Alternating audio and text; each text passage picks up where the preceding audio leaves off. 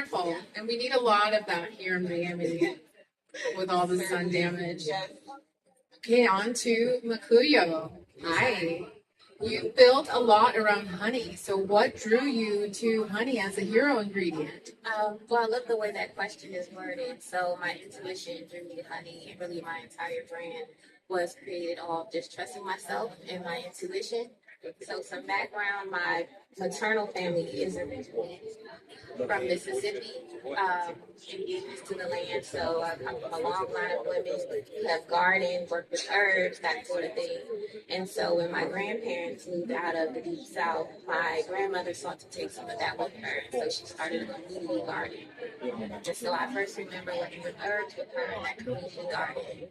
Moving on to about 2020, my paternal family is from Ghana, and I was in Ghana. I was at a market, and something just drew me to this market of honey. Obviously, I've seen honey before, but it had very attractive properties, and so I was really drawn to the honey. Doing more research, we can see that honey, obviously, we know it most for its sweetness, and that we use it to, soothe sore throats and digestion, and has great antioxidant properties.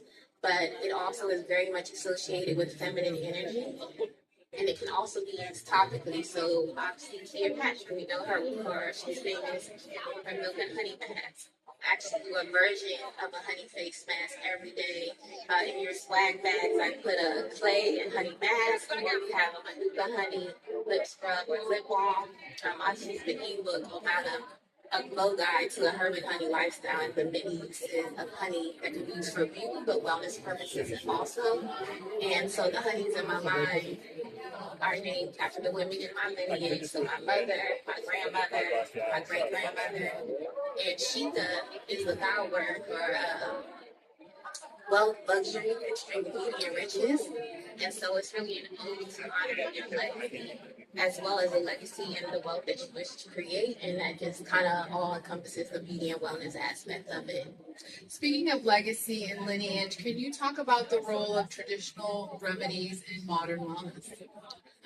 Traditional remedies, I think, are very much associated with modern wellness. And when I say wellness, I'm thinking about the entire well-being of the person. So physical, spiritual, mental, and I think someone mentioned cold therapy, right? So cold therapy is also a traditional remedy, as well as yoga, acupuncture.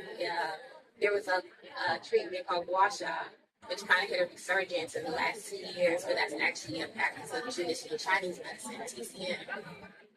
And so if you're not familiar with gua sha, it's a take on a smooth tool and creating a scraping motion against your face. We talked about a microneedling before.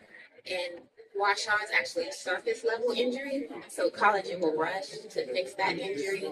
It helps with obviously collagen production, circulation, lifting and toning the skin. So that's a traditional remedy that we use in modern wellness now. Traditionally, it was done with like jade, onyx, rose quartz, and with a modern wellness is now with stainless steel. So I think there are traditional remedies are very much ingrained in modern wellness. I think one traditional remedy we can all use, especially as women, is honoring the seasons of our lives. Whether your ancestry is indigenous American, African, Asian, European, our lineage understood that we're cyclical beings. We have trampoid here. We literally have a cycle every month, right? And so especially for women, this culture is kind of like a hustle, hustle, hustle, go, go, go. But rest is a very underrated self-care, active self-care. And so I think the most important thing that we can do in modern wellness that we practice traditionally is really honoring the seasons of our life in order to embody any practice. I love that. That is so